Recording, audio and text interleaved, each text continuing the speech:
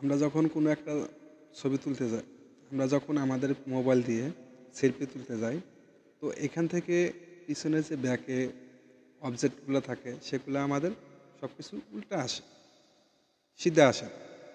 তো এটা আপনারা কিভাবে ঠিক করবেন, যা এই ভিডিও থেকে আপনারা শিখতে পারবেন। তো অনেকেই আছে এটা পিছনে যে ব্যাকগ্রাউন্ড আছে, পিছনে ব্যাকগ্রাউন্ডে কোন ঠিকানা আপনি যেখানে ছবি বা সেলফি তুলতে যান পিছনে যদি কোনো লোকেশন থাকে সেটা বুঝতে পারেন। যেমনটা আমি এই ফটোটা যে তুলেছি এখানে সব কিছু লেখা আমার উল্টাইছে।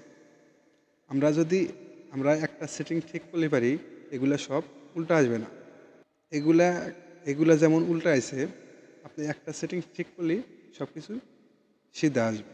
কোন সেটিংটা ঠিক করলে আমার সব কিছু ঠিকঠাক থাকবে, তো চলুন আমরা সেই সেটিংটা করে আসি।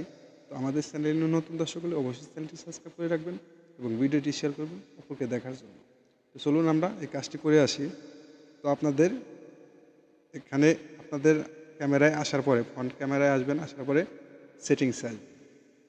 সেটিংসে আসার পরে অনেক ফোনে থাকতে পারে মিরর বা অ্যাডভান্স সেটিংস। আমার ফোনে আছে অ্যাডভান্স সেটিংস ফ্লিপ সেলফি।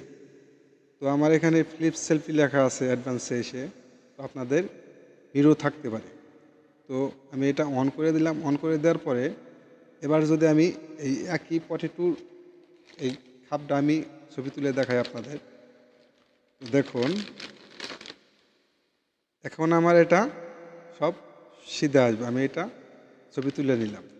ছবি তোলার পরে আমি এটা ক্লিক করবো এবার।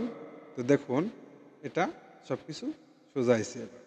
তো এইভাবে আপনাদের ফোনের যদি সেলফি উল্টা আসে ঠিক করতে পারবেন একটা সেটিং অন করে।